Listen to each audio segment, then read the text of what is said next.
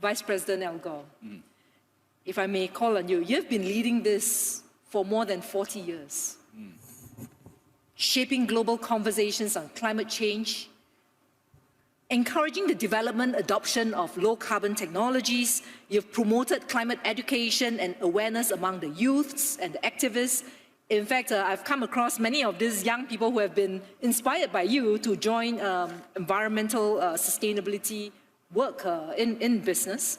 And you've also recently launched satellite technologies to track emissions, hold companies as well as countries accountable for their pledges. Johan and Joita, they've tried to make the science simple for us. It was not easy. We gave them only 10 minutes. It is a very complex subject with a lot of intertwining issues and implications. But you've got a lot of experience as a politician, in business, as well as being an advocate and activist. And today I'd like to ask you, as a global leader, what advice do you have for all of us who want to contribute to be that force for good? What are some of the effective tools and levers that you think we should focus on and pull on as a global community? Well, thank you, Kim Hui. I appreciate your leadership. Thank you for inviting me to be on this wonderful panel. And I want to compliment Johan and Joyita for their presentation at the beginning. And I'm certainly looking forward to my friend Yo-Yo Ma playing at the end of this panel. You know, we tend to emphasize the bad news, and there is unfortunately a lot of it. But there's a lot of good news as well. And I just want to cover some of it. In my country, we passed the Inflation Reduction Act, which is primarily a climate act, $369 billion, which will actually be much larger than that because the heavy lifting is done by tax credits that are very long-term, some of them actually open-ended, and the early investments that have already been triggered by it give a great deal of many reasons for believing it's going to be much larger than $369 billion. So I'm very encouraged by that. Secondly, in Andrew's home country, Australia, the elections changed the climate policy of Australia. And then the elections in Brazil changed the climate policies in Brazil. So there is good news. We do have some momentum. The European Union has been mostly successful in balancing the need to respond to the short-term energy crisis caused by Russia's evil and cruel invasion of Ukraine, balancing that short-term crisis with the need to accelerate the longer-term transition to renewable energy.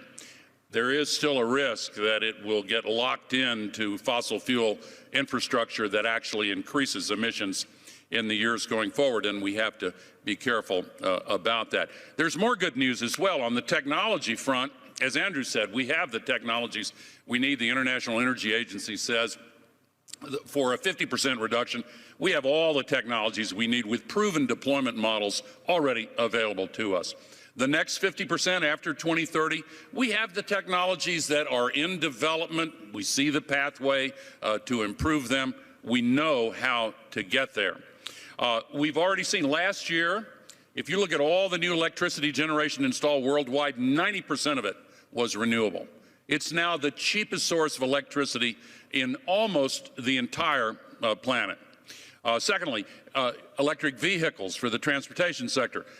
The penetration has reached the 10% level in multiple geographies. That's the point where you often see an inflection going much higher. Norway's already at 50%. All the automakers are going in that direction. Business is leading. Andrew and Mark, of course, are two wonderful examples. There are many others. And in the WEF this year, I have noticed a huge increase in the amount of passion and attention being paid by CEOs and other business leaders. It is for real. But as the Secretary General said in his brilliant speech earlier today, we are not winning. The crisis is still getting worse faster than we are deploying these solutions, and we need to make changes quickly. Emissions are still going up. All these promises of the last few years to cut emissions are still going up. When are we going to bring these emissions down? And just to put the science in a slightly different context, People are familiar with that thin blue line that the astronauts bring back in their pictures from space. That's the part of the atmosphere that has oxygen, the troposphere, and it's only 5 to 7 kilometers thick. That's what we're using as an open sewer. If you could drive a car straight up in the air at interstate highway speeds, you'd get to the top of that blue line in 5 minutes. And all the greenhouse gas pollution would be below you. We're still putting 162 million tons into it every single day. And the accumulated amount is now trapping as much extra heat as would be released by 600,000 Hiroshima-class atomic bombs exploding every single day on the Earth. That's what's boiling the oceans, creating these atmospheric rivers and the rain bombs and sucking the moisture out of the land and creating the droughts and melting the ice and raising the sea level and causing these waves of climate refugees predicted to reach 1 billion in this century. Look at the xenophobia and political authoritarian trends that have come from just a few million refugees. What about 1 billion? We would lose our capacity for self-governance on this world. We have to act. So in answer to your question, I would say we have to have a sense of urgency much greater than we have yet had, and we need to make some changes. We've heard about divides at this conference between the North and South and the East and West. There's another divide, increasingly, between those who are old enough to be in positions of power and the young people of this world.